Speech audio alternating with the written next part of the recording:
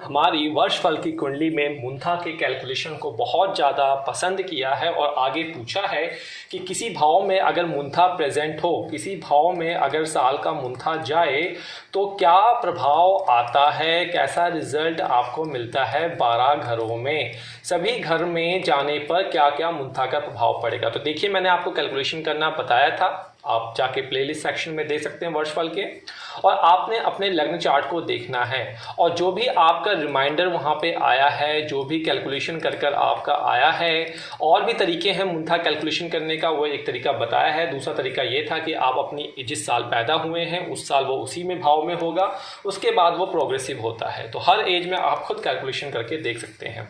तो जो रिमाइंडर आया है वही राशि जो होगी आपके मुंथा की होगी और वो घर आपका होगा। तो अब आपने देखना है कि अगर आपकी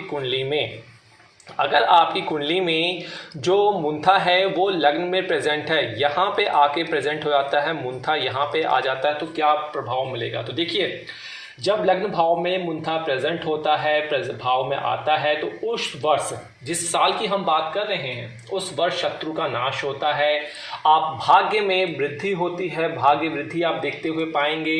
आपको आपका यश बढ़ेगा, सत्य की तरफ आपका झुकाव होगा, साथ ही साथ आपका मूवमेंट करने का मौका मिलता है, एक स्थान से कई स्थान पे आप मूव कर सकते हैं।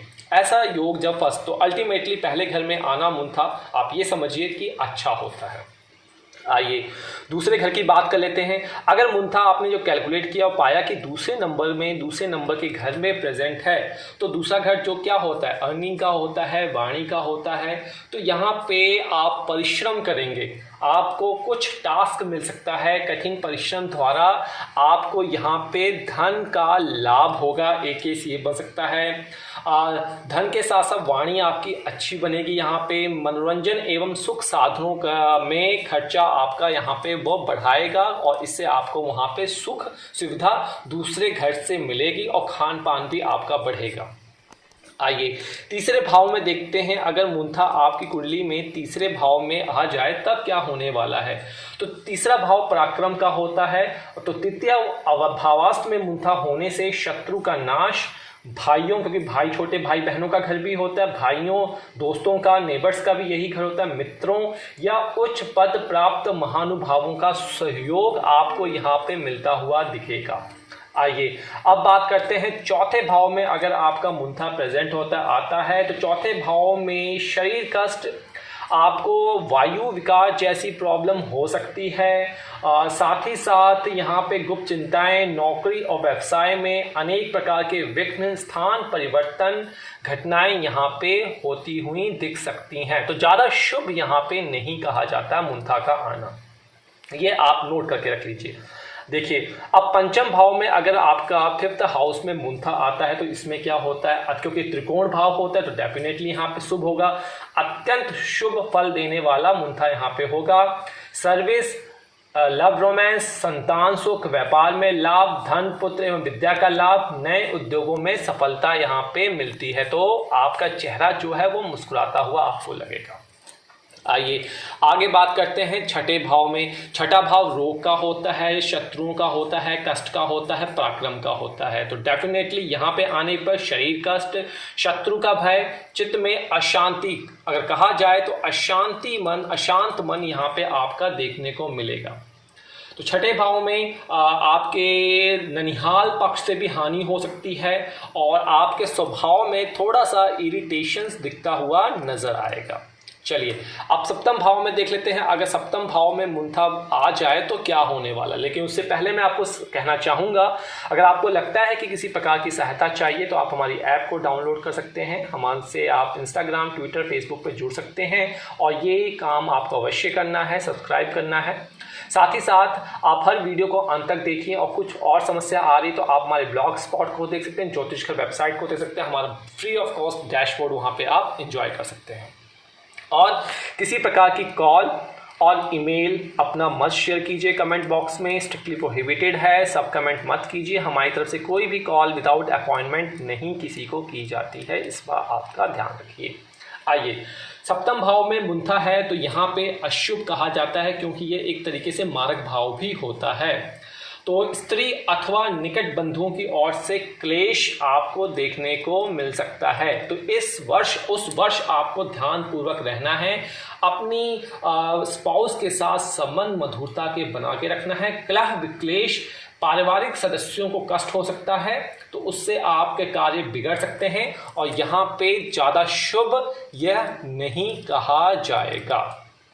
आइए अष्टम भाव में देख लेते हैं। अगर मुंथा आपका अष्टम भाव में बैठा हो तो क्या होगा। देखिए, अष्टम भाव में होने से आशाओं में निराशा आती है और खासकर पेट के संबंधित प्रॉब्लम आपको देखने को मिल सकती है। गुप्त रोगों का भय हो सकता है, आपका स्विचिंग हो सकता है, परंतु ये यहाँ पे विदेश यात्रा का भी एक मार्जिन दे सकता है। अनावश्यक यात्राओं और स्वास्थ्य पर भी आपका प्रभाव देखने को मिलेगा। तो अल्टीमेटली हेल्थ इश्यू में भी यहाँ पे कुछ पीड़ा देखने को मिल सकती है। आइए नवम भाव में देख लेते हैं। तो त्रिकोण भाव है, मूल त्रिकोण भाव है, बहुत शुभ भाव है, तो उत्तम फल यहाँ पे मिलेगा, घबराने की कोई भी आवश्यकता नहीं है। और उत्तम फल के साथ साथ नौकरी में आपकी प्रमोशन, व्यवसाय में लाभ वृद्धि, पारिवारिक सुख एवं भाग्य में उन्नति यहाँ पे आपको देखने को मिलेगी।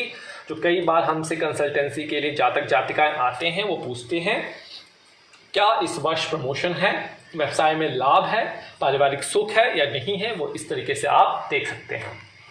आइए अब बात करते हैं आपके 10th हाउस की, दशम भाव की।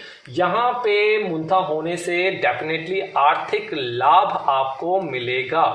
आर्थिक लाभ, कर्म आपका और बेहतरीन होगा। सरकारी क्षेत्र में है, कोई कार्य रुका हुआ है तो वह अवश्य पूरा होगा, यानी यहाँ पे आपको लाभ होने की स्थिति दिखती हुई नजर आएगी। और कोई भी कार्य आप लंबे टाइम से सोच रहे हैं तो उसको आप चरितार्थ कर डालेंगे। आइए अब 11वें भाव में देखते हैं 11th हाउस में मुंथा क्या करता है। 11वें भाव होने से तो यहाँ पे ये आपको धन लाभ देगा, बड़े भाई बहनों से, कजन से आपको सहायता देगा और सुख प्राप्ति, व्यापार, क्रय विक्रय के कार्यों में भी आपको यहाँ पे लाभ होता हुआ नजर आएगा। आइए 12वें भाव की बात कर लें। तो 12वें भाव में आने से आपके बिजनेस, व्यापार, यात्रा करने से आपको हानि होगी, क्योंकि ये खर्चे वाला भाव है, तो आपका खर्चा यहाँ पे होगा, धन का खर्च बढ़ेगा, स्थान परिवर्तन के भी योग बनेंगे और हॉस्पिटलाइजेशन के भी यहाँ पे प्रॉब्लम आपको हो सकती है। तो अब आपने क्या करना है, मैं आपको एक सिंपल सा तरीका बना देता हूं। यहाँ पे आपको एक चार्ट बना लेना है, यहाँ पे बना दे रहा हूं ताकि आपको याद रहे कि किस तरीके से याद करना है। अभी तो मैंने आपको अपनी वाणी से बता दिया है कि 12 घरों में कैसा कैसा प्रभाव होने वाला है।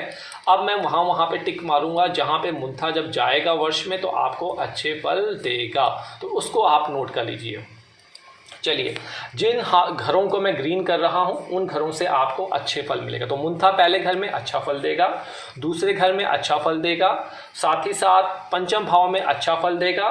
मुंथा आपके 9वें भाव में अच्छा फल देगा, 10वें भाव में अच्छा फल देगा, 11वें भाव में अच्छा फल देगा। अब जो हाउसेस बचे हुए हैं, चौथे भाव में, तीसरे भाव में, 7वें भाव में, छठे भाव में, 8वें भाव में और 12वें भाव में मुंथा जो है आपको अच्छे फल नहीं देता। तीसरा आपको नोट कर लेना है, कौन कौन सा तीसरा, चौथा, छठा, 7वां और ये आपका 8वां और ये आपका हो गया 12वां भाव। इन भावों से आपको ध्यान रखना है। इन भावों पे अगर मुंथा है तो जिस घर में वो प्रेजेंट है, जिस घर में वो पहुंचा है, आपको देखना है उसका राशि का मालिक कौन है। मैं उपाय भी बता देता हूं। राशि के मालिक को नोट कर लेना है और उससे रिलेटेड आपको बीज मंत्र करने हैं या फिर आपको स्तोत्रम करने हैं। तो ये स्तोत्रम क्या, कहाँ पे मिलेंगे, कितनी बार करने हैं, तो ये हमारी ज्योतिष घर ऐप को देख सकते हैं आप, या फिर आप हमारी वेबसाइट से भी हमसे जुड़ सकते हैं।